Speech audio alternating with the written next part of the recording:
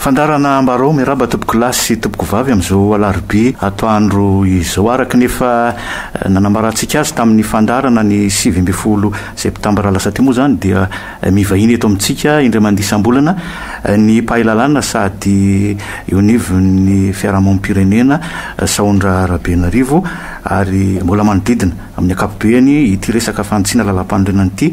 no impanan'ny resadresaka ifanaovana aminy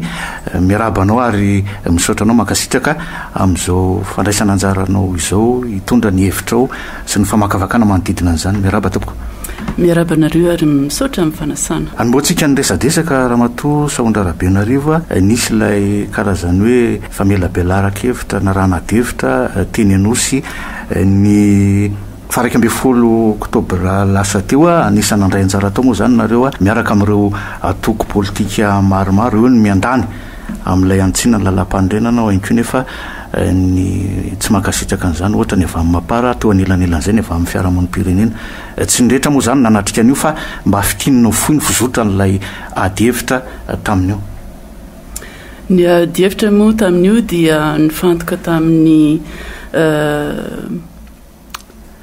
antony anankiroa zany izay naroson'ny fanjakana hoe mety ilavana ozy izy mbola tsy fantatra raha tena ho ilaina fa mety ilaina izy zany amin'ny fomba fijeriny milaza fa ilaina le izy fa mbola tsy tena vonina izy zany ny androso anao ny fanitsina ny lalam-pandrenana fa raha fomba fijeriny ozy izy dia ny voalohany indrindra tsy maintsy atao collectivité territoriale décentralisée ny fokotany mba ahafahantsika vahoaka mifidy ny chef fokotany ka zay zany no tomboka anankiray no nresahana tamin'izay ary ny fandroany dia momba n'ilay andininy fa 770 anatin'ny lalam-pandrenana hoe tratratsika tokoa ve ny fifidianana ny filoham-pirenena amin'ny 2024 raha ohatra ka tena hototosa ve le izy ao anatin'ny 30 andro farafahakeliny ary 90 andro farafahabeany alohan'ny fiafaram-potoana ny filoha Perinasa ireo zany no nresahana tamin'izay ary ny azo lazaina moa zany dia tsy resy lahatra zany raha ny antoko politika sasany ary tsy resy lahatra raha ny fiarahamonim-pirenena amin'ny lavana fanitsina ny lalam-pandrenana amin'izao fotoana izao mikasika an'ireo antony anankiroa izay naroson'ny HVM ireo afaka hidirantsika antsipriany moa le antony maro samihafa fa ny amin'ny resaka fokotany moa zany ohatrany tsy dia tena amin'iny intsony no hitondran zareo azy na ny filoham-pirenena zany raha tamin'ny fanambarana nataony tamin'ny fandarana YouTube rendez-vous du président fa iny moa ohatrany hoe le resaka fokotany zany ohatrany hoe fomba anafenana n'ilay zavatra tena tiany atongavana amin'ilay fanitsina ny lalam-pandrenana dia ina moa zany fa io andininy fa 770 io ka io moa tomboky lasy tomboky vavy efa hatramin'ny lalam-pandrenana tamin'ny 1960 no efa nipetraka hoe 30 andro farafahakeliny ary 90 andro farafahabeany alohan'ny fiafaram-potoana fiasan'ny filoha Perinasa no atao ny fifidianana ny filohan'ny République ka ozy izy hoe fa maninona raha tambitamboka teo efa firitaona aty aoriana no tambitamboka teo hita hoe tsy mety amintsika io andininy fa 770 io miresaka an'izay indrindra ianao na izany na tsy zany raha ny amin'izao fotoana izao ny enga tamin'io voalazanao teo mety mandalo anatina fotoam-pahavaratra nefitsika raha mifijery azy zay aloha zany ny olana anankiray aloha tsorona ny marina satria ny filohan'ny République amin'izao fotoana izao moa dia nandray ny asany tamin'ny 5 janoary 2024 ka raha isaina zany le 30 ka hatramin'ny 90 andro dia anelanelany 25 novembre sy ny 25 décembre izy io nefa niaraka ny etaeta-mbahoaka hatry ny ela dia aleo tsy asiana fifidianana tsony amin'ny volana décembre fa tsy maintsy alohan'ny 30 novembre ka zay zany ny ohatrany hoe problème anankiray io mety ahitana solution foana io ao anatin'ny code électoral no misy an'izany hoe tsy misy fifidianana amin'ny fotoam-pahavaratra fa tsy ao anatin'ny lalam-pandrenana korika ny code électoral efa prévu zany hoe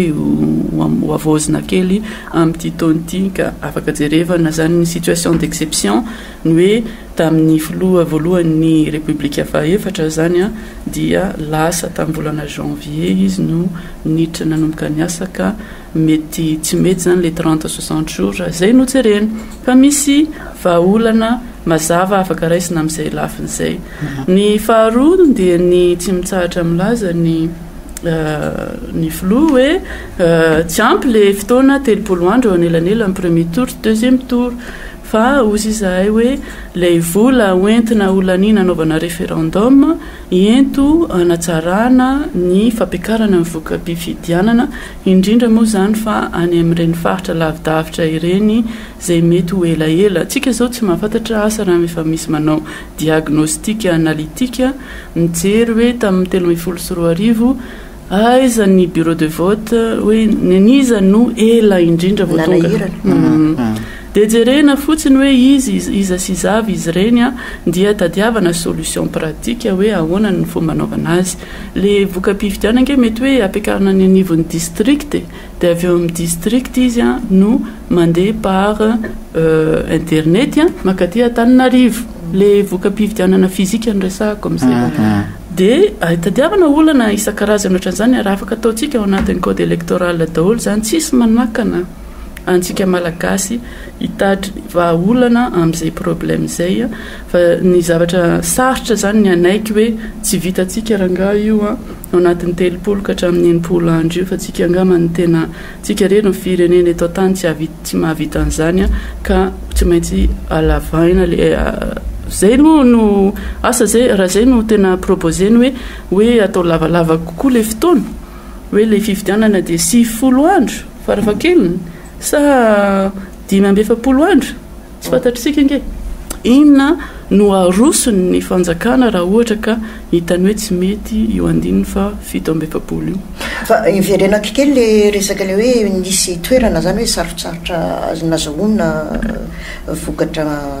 araka ny fotoana tokony ilaivana azy zany taditsika tsara nisy fotoana ny filoha-pirenena vahiny ny zareo hoanao anjery vahiny no nametrana ilay fanontaniana hoe aiza ho aiza ny fampiasanareo ny internet ny informatisation sy ny rehetrarehetra tena maly izy mandeha tsika koa kanefa mahatsikaritra fa miara-miasa tsika amin'ireo tambazotra reo rehefa ohatra ka misy zavatra atao ampiasainy ireo tambazotra amin'ny internet reo mampipita baolina mampipita zao tia ny ampirenenako efa amin'ny andro numérique tsika zao ary tsy afaka tsy voatery ngele izy atao sarotra be hoe misy 4G isaky ny bureau de vote fa arak'izay voalazako teo zany hoe esaky ny district 7 nisan'ny district eto Madagasikara raha zay kosa angamba mety ho vitantsika ny anao ordinateur sy anao serveur 4G ampiakatra ny voka-pifidianana makaty Antananarivo zahay zao ny raha zahay zao mifidy dia any Ambohibao dia any Ambohitra Atsimo ny district anay dia hitanay tamin'ny fifidianana tena resy lahatra mihitsy tamin'izay tamin'ny taona 2012 tamin'ny fidy mai tao anatin'ny 27 ora dia efa tao anatin'ny site web ny CENI ny voka-pifidianana tao amin'ny bureau de vote nay ary tamin'izay tena bureau de vote par bureau de vote mihitsy ny navoaka ny CENI ka io zany ny Ambohibao zany akaiky Ambohitra Atsimo mety tsy dia lavitra loatra fa ny any an-toeran-kafa zany dia tokony hitadiavana solution hoe ahoana ny ahafahantsika manao mampiakatra ny voka-pifidianana ary apetraka hoe ao anatin'ny herinandro dia tsy maintsy tonga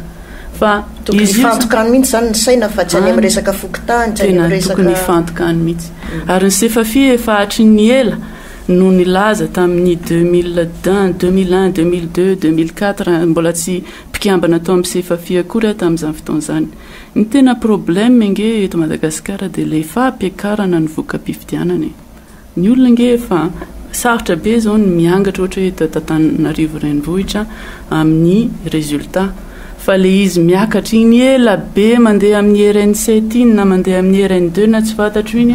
amin'iny no misy problème ka le izy zany tsy vitany hoe miakatraingana le résultat fa ho sarosarotra kokoa ny manodikodina sy ny manova azy raha ohatra ka mandray fepetrotsika hoe hitady vahaolana araky ny numérika ampiakarana an'ireo voka-pifidianan'ireo iverenako kely le resaka fokotany ramatoa Sahondra Rabenarivo anisan'ny hoe fanomezakasina ny fokotany moa zany tokony hifidianana ny filohany ary io ny karazany anjonon'ny fitondrana amin'ity fikasana izy ireo anitsy lalam-panorenany tia nareo hoe tsy mahita hoe anisan'ny hoe mety mamaolana ihany koa iny io na de hoe ny resaka tsy fandriam-pahalemana na ity resaka pestily hoe any anivon'ny fokotany ka zay mihitsy le izy zany le ady hevitra ny zavatra tena tokony resahantsika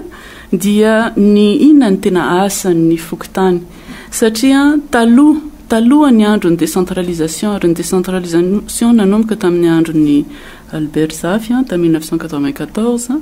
dia talohan'izay ny fokotany dia ny atao hoe relais administratif izy zany no mapita ny vaovao sy ny rehetra avy any amin'ny fanjakana foibe makany amin'ny fokotany tsirairay avy relais administratif ary izy koa mampiakatra izy no manao ny certificat de résidence satria izy no mahafantatra hoe izy daholo mipetraka ato amin'ity fokotany ity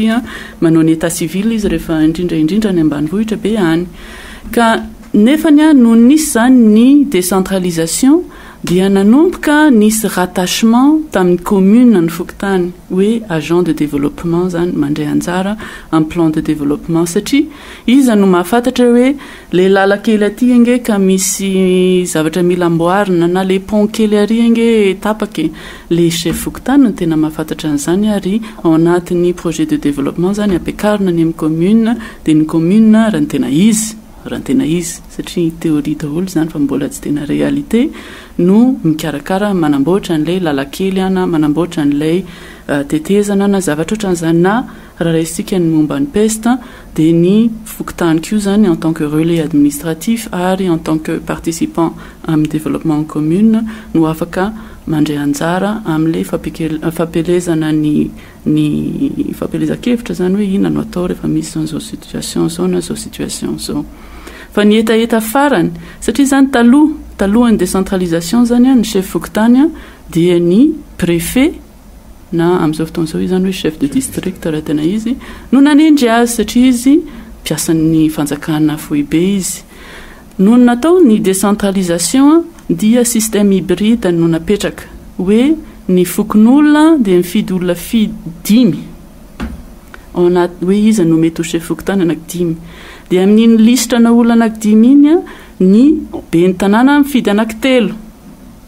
ary amin'ilay anankitelo no mifidiny be ny tanàna iny dia ny chef district na ny préfet no mifidy anankiray ary matetika moa amin'ilay anankitelo ireny sasany lasa ohatrany hoe adjoint na mpanampy an'ilay chef fokotany ka zay zany ny zava-misy amin'izao fotoana zao hybride le izy ary inona no mahatonga an'izany satria manana asa mampifandray ny fokotany amin'ny fanjakana foibe ny chef fokotany fa manana asa koa izy mampifandray azy amin'ny be ny tanàna sy ny décentralisation ka zay no nahatonga ny hoe en plus n'le hoe relais administratif izy ary agent du développement ny chef fokotany no tokony hitondra ny etaetam-bahoaka miakatra hoe ny aty aminay zao ny priorité hitanay fa tsy izy zany ohatrany hoe afaka mitondra ny feon'ny vahoaka ka zay no mahatonga anazy hoe tokony hoe ho fidina représentant démocratique ny chef fokotany ka zany rehetra zany no débat atsika amin'izao fotoana zao tsy vitany hoe fidina fotsiny izy dia tenenina fotsiny ao anatin'ny lalam-pandrenana hoe CTD ny fokotany satria amin'izao fotoana zao ao amin'ny 100 eo ny commune CTD mbola tsy tena mipetraka tsara ny hoe tena CTD hoe manana autonomie budgétaire et administrative ny commune maiky zany fa fokotany miisa 18 000 no omena an'izany statut zany tsy ho zaka ary tsy ho vita ana dia ho atao androany ary le révision constitutionnelle ao anatin'ny herintaona angamba tsy hipetraka koa le fokotany en tant que CTD ka tsy fantatra hoe inona ny tena objectif amin'izany rehetrarehetra zany fa ohatrany hoe mirage fotsiny le izy hoe araky ny lazainao hoe anjonoana fotsiny azahoana ny eny amin'le révision constitutionnelle manafana zavatra fa le resaka fokotany io resaka fokotany io resabe tokony resantsika ao anatin'ny resaka décentralisation sy ny ohatran'izany fa inona ny tena asany agent électoral koa izy zavatra ohatran'izany tokony resantsika ny statuan'ny fokotany fa raha ny fijeriko azy dia tsy zany mihitsy no tadiavin'ny HVM atao ao anatin'ity fanitsina lalam-pandrenan'ity Anoizatsika azy raha hoanareo zany zao a rovina ny fotoana tokony hanaovana an'le fitsapaka hevi-bahoaka dia manampy an'izay a mety ho fantatra zany amin'izao fivoriana ra-potoanan'ny parlemanta zao zany mety ho fisotran'izay hoe tafiditra ao anatin'izay ny teti-bola dia ahoana no hijerenareo an'izay. Ny zavatra voalohany a tena zavatra hitako tena tsy mety a amin'ny hoe fivoriana ra-potoanan'ny parlemanta aty a dia androantsika 15 oktobra dia tsy mahafantatra kory hoe inona ny ao anatin'ny ordre du jour an'io parlement io. Ao anatiny ve ny révision constitutionnelle apparemment non satria mbola tsy mivoaka ny décret. Ary ao anatiny ve ny lalàna momba ny loi de finance io moa zany efa lazain'ny lalam-pandrenana hoe tsy maintsy jerevana amin'ity session parlementaire ity fa le projet zany mbola tsy mivoaka. Mbola tsy afaka mijery hoe tsika ohatrinona ny budget enseni amin'ny herintaona tamin'ity 2017 ity 11 milliards d'ariary ny budget enseni. Raha tena misy ny fifidianana amin'ny herintaona dia tokony hiakatra be mihitsy io ary isy fifidianana anankiroa sady référendum présidentiel dia tokony hiakatra telo efatra 5 fois plus io budget io. Ny zavatra tsy fantatritsika androany ihany koa dia ny avant projet de loi mikasika ny fifidianana. Tsy misy na ndray ara zay efa mivoaka ny conseil des ministres ka inona ary no andrasantsika efa tsy normal zany efa fantatra ao anatin'ny lalam-pandrenana hoe ny talata fanotelony ao anatin'ny volana oktobra no misokatra ny parlemanta dia tsy misy fiomanana kory hoe reto avy no jeren'ity parlemanta ity dia ho avy zao ny asa amin'ny novembre décembre ka izay no mahatonga ny démocratie tsy vanina satria tsy misy débat tsy misy resaka tsisy transparence tsy mangarara tsy fantatra hoe inona ny lalàna nefa ny akoatra hitatsika hoe efa fantatra mialoha hoe inona sinavy ny proposition ataon'ny fanjakana ary inona ny position ny parlementaire isan-karazany mifanandrify amin'ny avant projet de loi iny. Amin'ny ankapobeny zany raha ny fijerinao azy ilay hita taratra mihitsy aloha tsy fahaiza mitantana na koa hoe tsy fametrahana ny tena fitsipidalo mazava amin'izao herintaona mialoha zao. Eka zay zany ny tena problème zany hoe tsy fantatra hoe inona no fitsipidalana mazava, inona zany no feuille de route, inona no kasaitsika ho atao ao anatin'ny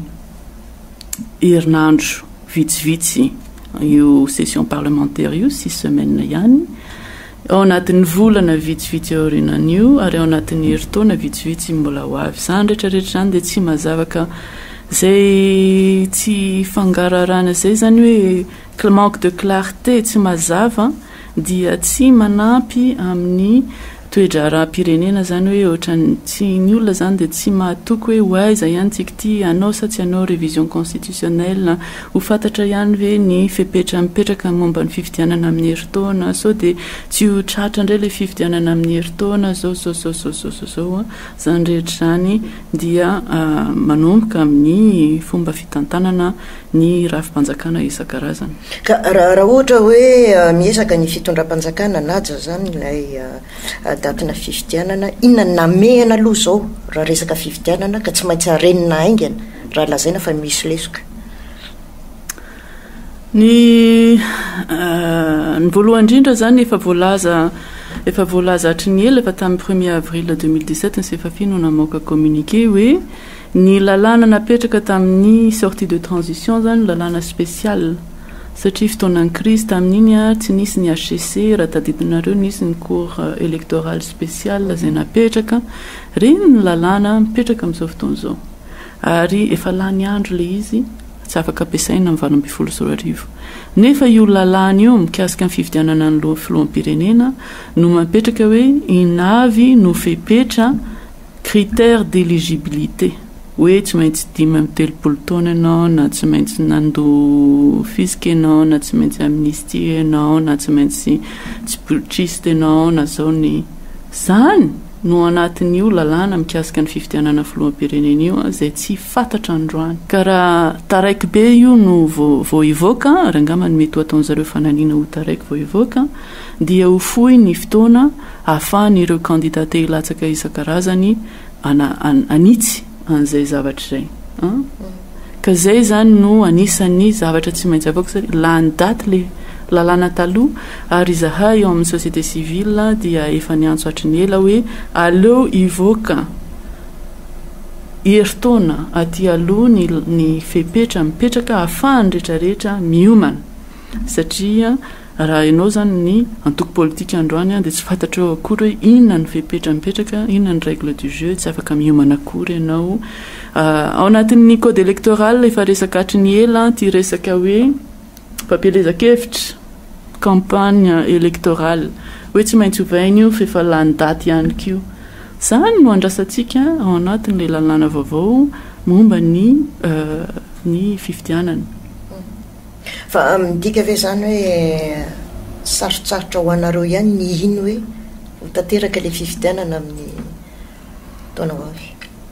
raha zao fandehana? Sarosarotra ny ino hoe ho tanteraka amin'ny fomba mangarahara ary maharesy lahatra ny fifidianana amin'ny heritaona.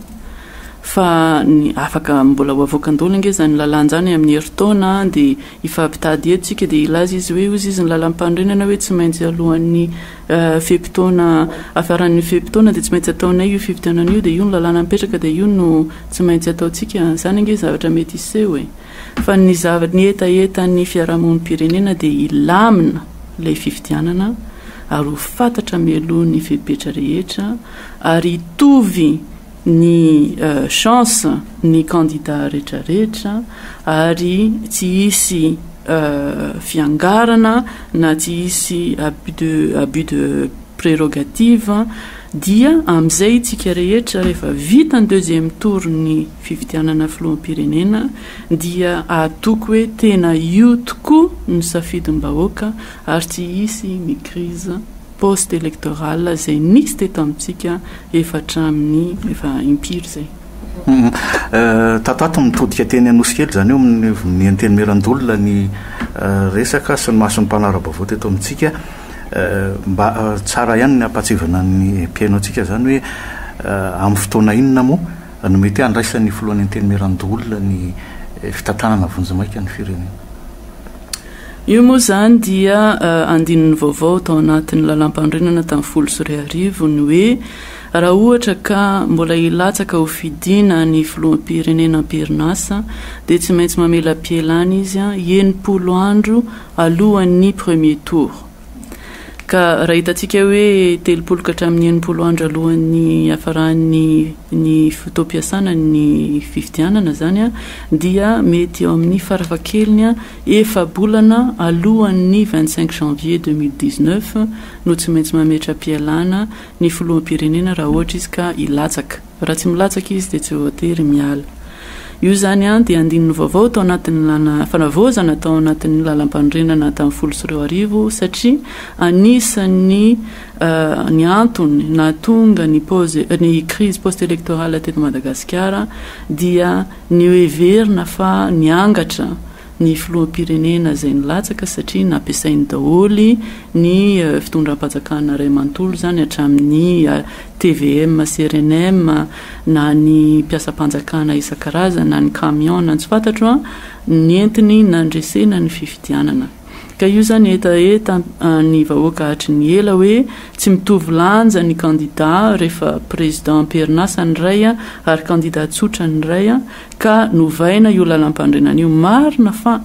ny eto Madagasikara ihany angamba misy an'io eran-tany fa anisan'ny vahaolana noentina ny heverina fa afahantsika tsy hisy crise post-électorale io fanavozana io. Ka rehefa misy vacances misy antony tsy ahafahan'ny filoham-pirenena manao ny asany dia ny filohan'ny antemiran-doolona no misolo azy. Raha sanatria zany marary na sanatrian'izany izy maty na misy déchéance na mametra-pialana no ny antony maro samihafa dia ao anatin'ny lalam-pandrenana efatrizay hoe ny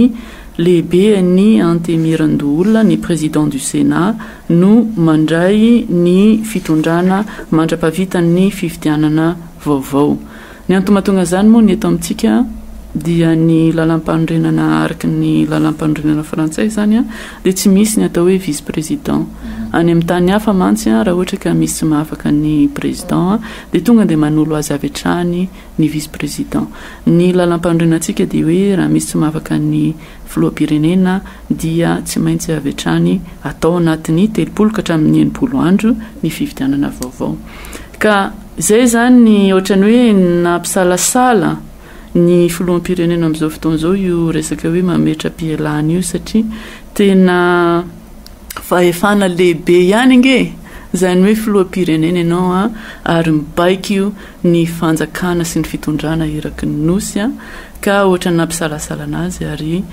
zao moa izy mety hoe tsy mampanina azy loatra le izy raha ohatra olona tena atokisany 10%, enfin je dirais 150% ny président du Sénat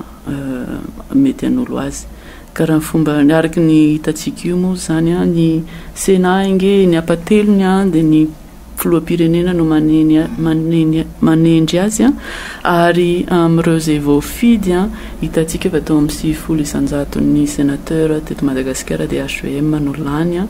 ka raha mametra-pialana ary tsy maintsy mametra-pialana ny honoré Rakotomanana fa tsy afaka isorona izy raha tsy hoe misy faute grave amin'ny maha-président du Sénat azy raha ohatra izy zany ka mametra-pialana dia tsy maintsy misy fifidianana président du Sénat vaovao ary hitantsika eo zany raha hitranga na tsy hitranga amin'ity parlement vao nitsokatra ity. Fa raha zay kisarisary zay mety roso amin'izay ihany hoe fitondram-panjakana raha ny fijerinareo le izy moa tena ohatrany hoe matraquage médiatique be mihitsy ilay fanoloana ny sénateur Amady izay efa niala tamin'ny volana février 2024 ary zao izy vao soloana ary zao ihany fa nisy olona niala afaka ny soloana satria raha ny lalàna no jerena dia tsy afaka manala sénateur ny filoham-pirenena ka nisy an'io vacances io zany ary io hitantsika io zany fa natao tena tapage médiatique be mihitsy ny passation tao amin'ny Amady sy monsieur Rive Rakotovao ka ohatrany hoe mety i honoré Rakotomanana moa efa ela rehefa président du Sénat izy taloha tamin'ny 2001 sy tamin'izany fotoan'izany fa efa olon-dehibe moa izy ary raha fijeriko azy dia tsy mety anasarotra zavatra izy ary mety ametra-pialana maha-président du Sénat azy fa tsy maha-sénateur azy ary mety hitantsika atsoaty zany ny fifidianana président du Sénat vaovao tsy voatery le izy hoe ho Rive Rakotovao fa mety zay angamba no zavatra izy mbola ho hitantsika eo zany. Amin'tinana an'izay resaka rehetrarehetra zay Sahondra Rabenarivo manao ahoana ny hijerenareo an'izay ho avy nyity resaka fantsiana lalam-pandrenana ity sy ny resaka fifidianana filoham-pirenena indrindrindrindra. Ny zavatra tena ilayntsika zany eto Madagasikara amin'izao fotoan'izao dia ny mahafantatra hoe hoaizy tsika ity inona no zavatra ho ataontsika ao anatin'ny herinandro volana taona ho avy izao. Ny loi de finance moa dia anisan'ny ahafantarana hoe inona ny programme ny fanjakana amin'ny taona ho avy ka ny ahitan'izay zany mbola andrasantsika raha na ny resaka peste na ny resaka fifidianana sy ny ohatran'izany dia mila fanazavana avy amin'ny fitondrana hoe zao ny zavatra kasainay ho atao zao ny plan d'action zao no hitondrana azy fa raha ny androany no jerena 20 octobre dia tsy mazava hoe inona no zavatra hitranga eto amin'ny firenena inona no ataontsika amin'ny volana ho avy zao ary tena iroso hoe tsika amin'ny fandrosoana sy ny filaminana raha ohatra ka zao tsy mazava zao foana ny fandehan-javatra. Isaorananao teto amin'ny fandarana Ambarao mankasitraka ho amin'ny fotoana manaraka indray. Saotra nareo ary amin'ny manaraka indray ary. Veloma tompoko.